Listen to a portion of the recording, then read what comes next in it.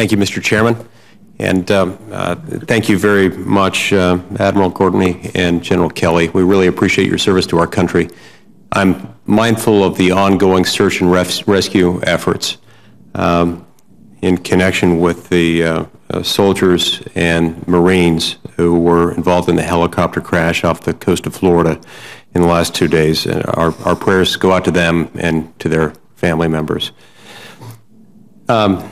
General Kelly, you stated last year that the threats associated with the drug trade and with the flow of undocumented immigrants across our southern border presented an existential threat to the national security of the United States. I was wondering if I could just get both of you, get each of you to tell the committee, in your opinion, what the greatest threats are to our national security in connection with this. That is, the greatest threats that exist as a result of an unsecured southern border, and how significant these threats are if we're not able to achieve a greater degree of control over who and what might be crossing our southern border.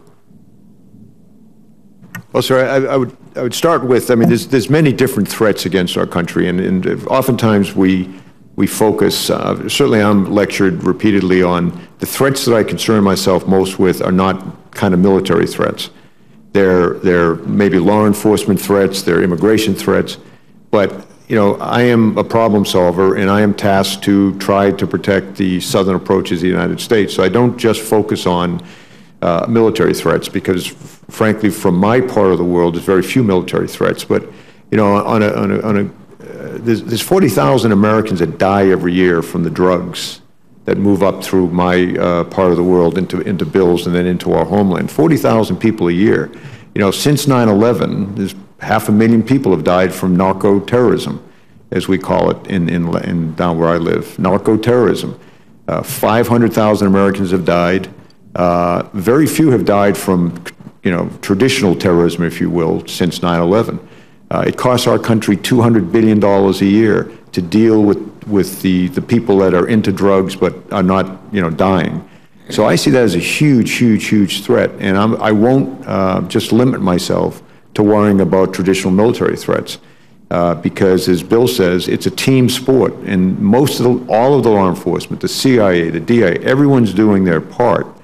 But at the end of the day, I'm not going to concern myself with, look, General Kelly, it's not a military threat, so don't worry about it. Right. That's why, I mean, 95% of my activities in the course of my time, all of my time, 95% I focus on non-military things: economics, human rights, developing relationships with presidents and ministers of defense, and police chiefs in all of these countries, particularly the Central American countries, so I can move them in the direction of solving their problems, which will ultimately solve our problems. Right.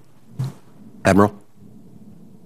To add on exactly what John said, you know, these businesses that are moving product have outstripped the capacity of the nations to our southern from our southern border, their capacity to be able to handle these challenges, and that's why it requires the team effort from all of our elements of government to assist them to build their capacities, whether it's in a mill-to-mill capacity, which is what my responsibility is, whether it's a law enforcement, whether it's capacity building in governance, in the judicial system.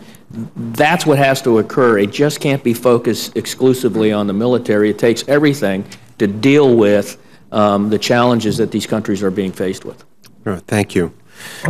General Kelly, can you discuss the level and the recent trends in activity of Islamic terrorist organizations within the SOUTHCOM area of responsibility? I'm comfortable to say, Senator, that the Islamic extremist,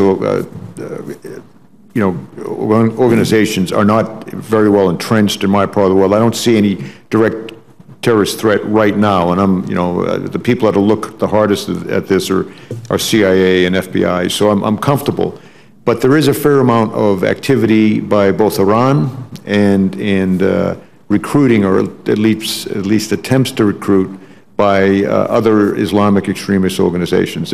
We expect, we calculate right now somewhere less than 100, but close to 100 young people that have left the Caribbean region in particular now have gone to Syria to fight for the Islamic extremist organizations.